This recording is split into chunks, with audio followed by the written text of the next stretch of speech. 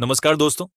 अगर आपका भी बैंक खाता SBI, PNB, bank of Baroda, Canara bank, HDFC bank या किसी भी सरकारी अथवा प्राइवेट बैंक में है, तो आज की यह जानकारी आपके लिए बेहद महत्वपूर्ण होने वाली है, क्योंकि 1 अगस्त 2026 से केंद्र सरकार और आरबीआई द्वारा 5 नए नियम लागू होने जा रहे हैं और इन बदलावों का असर सीधे तौर पर देश के करोड़ों बैंक खाता धारकों पर पड़ सकता है। यदि आप एटीएम से पैसे निकालते हैं, यूपीआई के माध्यम से भुगतान करते हैं, नेट बैंकिंग या मोबाइल बैंकिंग का इस्तेमाल करते हैं, चेक से लेन देन करते हैं या फिर अपने बैंक खाते में नियमित रूप से पैसे जमा और निकासी करते हैं, तो इस वीडियो को अंत तक जरूर देखें, क्योंकि आज हम आपको ऐसी कई महत्वपूर्ण जानकारियां बताने वाले हैं जिन्हें जानना हर बैंक ग्राहक के लिए बेहद जरूरी हो सकता है। दोस्तों, वीडियो शुरू करने से पहले आपसे एक छोटी सी रिक्वेस्ट है।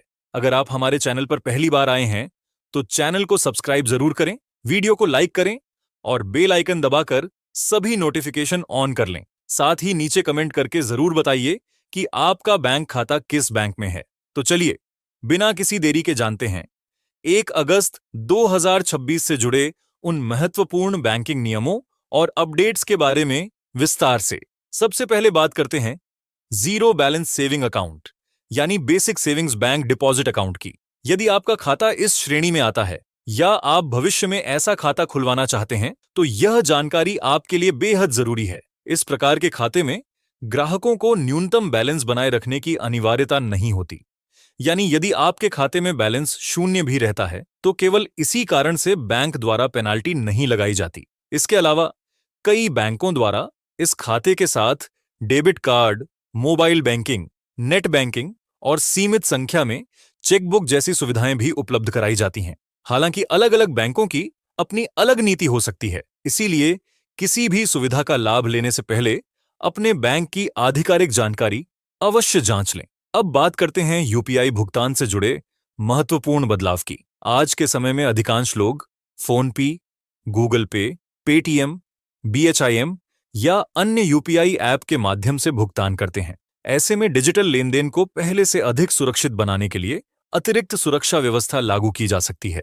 जब भी आप किसी मोबाइल नंबर या क्यूआर कोड पर भुगतान करेंगे, तो भुगतान करने से पहले लाभार्थी का बैंक रिकॉर्ड में दर्ज वास्तविक नाम दिखाई दे सकता है। इससे गलत खाते में पैसा भेजने और ऑनलाइन धोखाधड़ी की संभावना कम हो सकती है। इसके अलावा कुछ लेनदेन में अतिरिक्त OTP, device verification, face authentication या बायोमेट्रिक सत्यापन जैसी सुरक्षा प्रक्रिया भी अपनाई जा सकती है। ग्राहकों को हमेशा अपना यूपीआई पिन, ओटीपी और बैंकिंग पासवर्ड गोपनीय रखना चाहिए। अब बात करते हैं एटीएम कार्ड और कैश निकासी से जुड़े महत्वपूर्ण नियम की।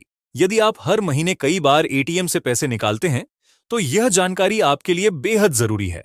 बैंकों की नीति के अनुसार मेट्रो और नॉन मेट्रो शहरों में मुफ्त एटीएम ट्रांजैक्शन की संख्या अलग अलग हो सकती है। निर्धारित सीमा से अधिक बार कैश निकालने पर प्रति अतिरिक्त ट्रांजैक्शन बैंक द्वारा निर्धारित शुल्क और लागू कर वसूला जा सकता है। यदि बैंक की एटीएम मशीन में कार्ड डालकर निकासी करने के साथ साथ क्यूआर कोड स्कैन करके कैश निकालने की सुविधा उपलब्ध है, तो दोनों प्रकार के ट्रांजैक्शन निर्धारित सीमा में गिने जा सकते हैं। इसलिए जरूरत के अनुसार ही एटीएम का उपयोग करना समझदारी हो सकती है। अब बात करते हैं लंबे समय से उपयोग नहीं किए गए बैंक खातों की। यदि किसी बैंक खाते में लगातार लगभग 2 वर्षों तक कोई जमा, निकासी, यूपीआई भुगतान, चेक ट्रांजैक्शन या अन्य बैंकिंग गतिविधि नहीं होती है, तो बैंक अपने नियमों के अनुसार उस खाते को निष्क्रिय यानी डॉर्मेंट अकाउंट की श्रेणी में रख सकता है। ऐसे खाते को दोबारा सक्रिय कराने के लिए ग्राहक को संबंधित शाखा में जाकर पहचान पत्र, पता प्रमाण और केवाईसी प्रक्रिया पूरी करनी पड़ सकती है। इसीलिए यदि आपके पास कोई पुराना बैंक खाता है जिसका आप उपयोग नहीं कर रहे हैं, तो समय समय पर उसमें एक छोटा ट्रांजैक्शन जरूर करें। अब केवाईसी अपडेट की बात करते हैं। बैंक समय समय पर अपने ग्राहकों को Aadhaar card, PAN card, mobile number, email ID और पते की जानकारी अपडेट रखने की सलाह देते रहते हैं।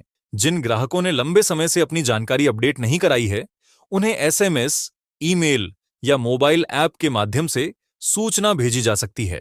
यदि समय रहते केवाईसी प्रक्रिया पूरी नहीं की जाती, तो सुरक्षा कारणों से खाते की कुछ सुविधाओं पर अस्थायी रोक लगाई जा सकती है। इसीलिए यदि आपको बैंक की ओर से केवाईसी अपडेट का संदेश प्राप्त होता है, तो उसे नजरअंदाज बिल्कुल न करें। अब बात करते हैं मोबाइल बैंकिंग और इंटरनेट बैंकिंग सुरक्षा की। वर्तमान समय में अधिकांश बैंक अपने मोबाइल ऐप में नए सिक्योरिटी फीचर्स जोड़ रहे हैं। ग्राहकों को हमेशा बैंकिंग ऐप का लेटेस्ट वर्जन इस्तेमाल करना चाहिए। साथ ही मजबूत पासवर्ड, स्क्रीन लॉक और टू फैक्टर ऑथेंटिकेशन जैसी सुविधाओं का उपयोग करना चाहिए ताकि ऑनलाइन फ्रॉड से बचा जा सके।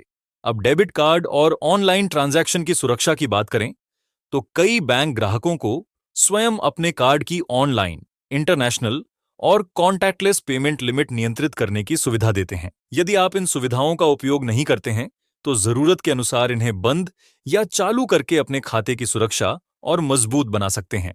इसके अलावा बैंक समय समय पर अपने सर्विस चार्ज में भी बदलाव कर सकते हैं, जैसे डेबिट कार्ड वार्षिक शुल्क, चेकबुक शुल्क, एसएमएस अलर्ट शुल्क, डिमांड ड्राफ्ट शुल्क, नकद जमा शुल्क या अन्य बैंकिंग सेवाओं के शुल्क में परिवर्तन किया जा सकता है। इसीलिए किसी भी नई सेवा का उपयोग करने से पहले अपने बैंक की आधिकारिक शुल्क सूची जरूर देख लें।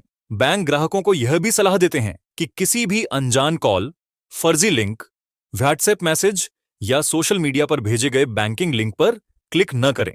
कोई भी बैंक कर्मचारी कभी भी फोन करके आपका OTP, UPI pin, ATM pin, CVV number या इंटरनेट बैंकिंग पासवर्ड नहीं मांगता। यदि कोई व्यक्ति ऐसी जानकारी मांगता है तो तुरंत सतर्क हो जाएं और बैंक की आधिकारिक हेल्पलाइन पर संपर्क करें। अब बात करते हैं बैंक खातों में आधार और पैन की जानकारी अपडेट रखने से जुड़े महत्वपूर्ण नियम की।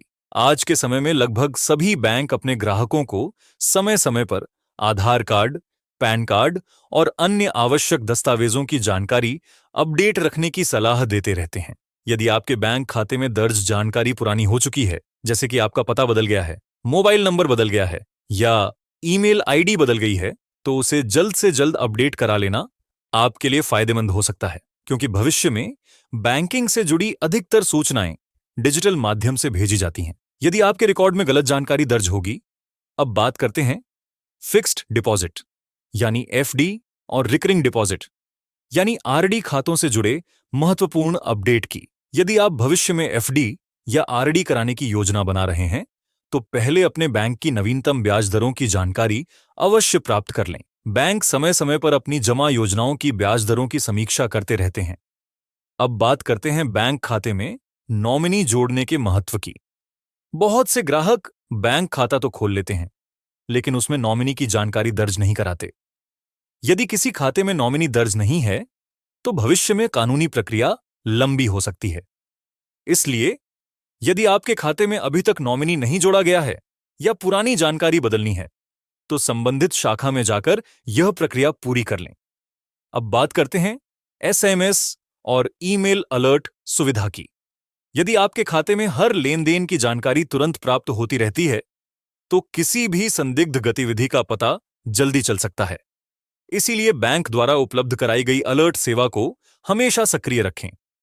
यदि लंबे समय से आपको बैंक की ओर से कोई संदेश प्राप्त नहीं हो रहा है तो अपने मोबाइल नंबर और ईमेल की स्थिति जरूर जांच लें।